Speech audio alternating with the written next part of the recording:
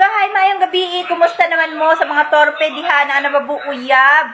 Di, kumusta lang na ako mo ha? Basta wala paghapon di ay mo uyab. Ay, syempre, wala paghapon mo uyab kay mga torpe man mo. O, di ba? Panguyab na mo, oy. Ayaw mo paghulat-hulat na makauyab. Kay dili man na, dili jud na maabot sa iba ko. Maghulat-hulat lang jud ka. Oo, maong panguyab jud. Abi ninyo, ang babae, gahulat lang jud na ligawan. Kami mga babae, gahulat jud binaligawan. Syempre, manligaw mo sa inyong gusto.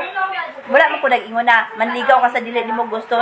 Syempre, dili jud ka sa imong gusto na babae ka ng kuan na love of first sight jud ka. Dili naman tanan na magustuhan din mo na love of first sight. Matudluan man ang pagmamahal, oo. Pwede man na siya tudluan like friend nimo, ana. Kay hinahinay lang gud oy na kunwari dili nimo siya gusto sa una, nya pagkadugay-dugay magustuhan nimo siya dahil sa iyang batasan na buutan siya ana, nya pugihan siya, nya independent siya, as in magustuhan na lang nimo siya basta paraan na siya. Oo, magustuhan na lang nimo siya kung unsa siya ana. Kaya ang feelings ma-develop lang yun na. Dili na mo kalit-kalit dayon. Kanang mga love of first sight diha, kanang mga crush diha. Mawala lang dayon na, oy, kadyot ra na, muagi ra na sa imong kinabuhi.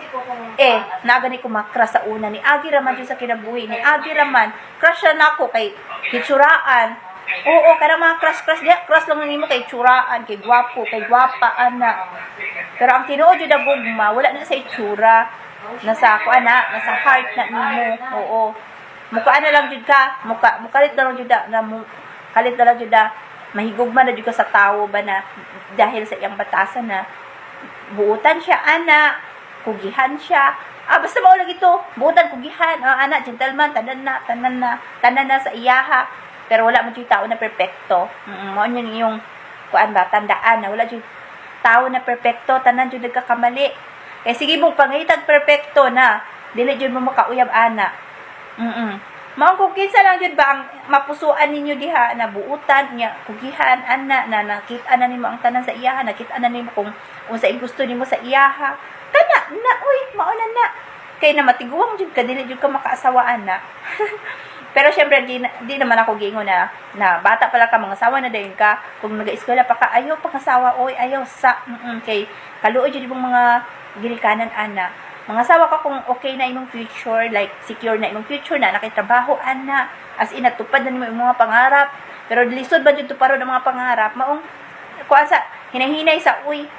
Ayaw dali ang panahon kay lisod jud kaayo. Mao jud ang reality. So mao